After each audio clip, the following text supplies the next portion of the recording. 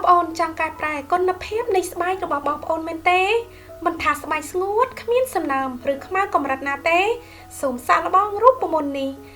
ដែលគ្រាន់តែលាយកាហ្វេនិងទឹកខ្មេះហើយបងប្អូនចាំមើលតើស្បែករបស់បងប្អូនផ្លាស់ប្ដូរយ៉ាងណា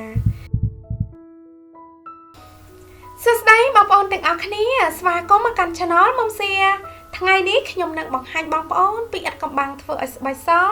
ដែលនឹងផ្លាស់ប្ដូរស្បែករបស់បងប្អូនធានាត្រឹមតែ3ថ្ងៃប៉ុណ្ណោះចាំទស្សនាវីដេអូនេះឲ្យបានចប់ទាំងអស់គ្នាដើម្បីទទួលបានគន្លឹះពេញលេញវិធីនេះប្រាក់បានទាំងបុរសនិងនារីគ្រឿងផ្សំដែលបងប្អូននឹងត្រូវការមានដូចជាទឹកខ្មេះចំនួន5ស្លាបព្រាបាយបងប្អូនអាចប្រើទឹកខ្មេះគ្រប់ប្រភេទ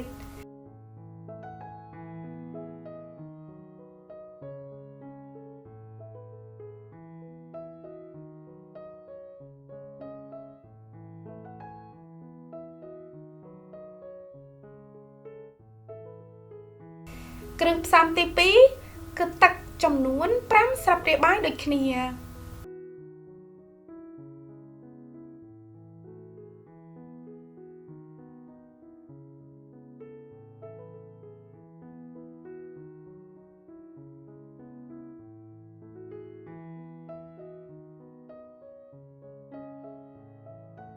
គ្រឿងផ្សំទី3គឺកាហ្វេកិនចំនួន2ទៅ3ស្លាបព្រាបាយ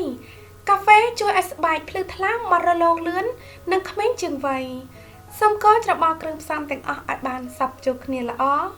មិត្តរបស់បងប្អូននឹងសួរបងប្អូនថាហេតុអ្វីបានជាស្បែករបស់បងប្អូនប្លែកលឿនម្ល៉េះ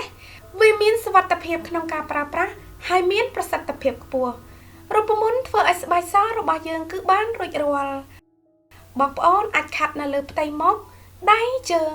និងនៅលើផ្នែកណាមួយនៃរាងកាយដែលបងប្អូនចង់ទទួលបានស្បែកសស្អាតសូមម៉ាស្សាថ្នមៗរយៈពេល5នាទី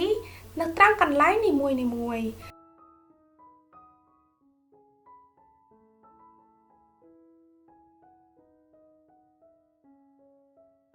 រួចហើយទុកចោលនៅលើស្បែករយៈពេល15នាទីទៀតសឹមលាងទឹកចេញ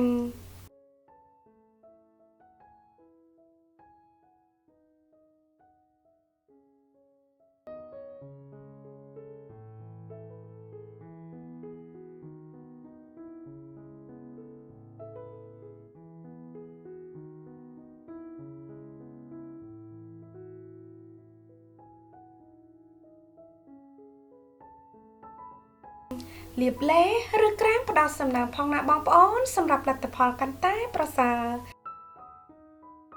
ដោយដែលបងប្អូនបានឃើញស្បែកដៃរបស់ខ្ញុំមើលទៅសទន់មករលោងតាំងពីការប្រើប្រាស់លើកដំបូងខ្ញុំសង្ឃឹមថាបងប្អូនចូលចិត្តវីដេអូនេះអរគុណច្រើនសម្រាប់ការទស្សនាជួបជាមួយនឹងនាងខ្ញុំមុំនៅវីដេអូបន្តទៀតសូមជម្រាបលាបាយបាយ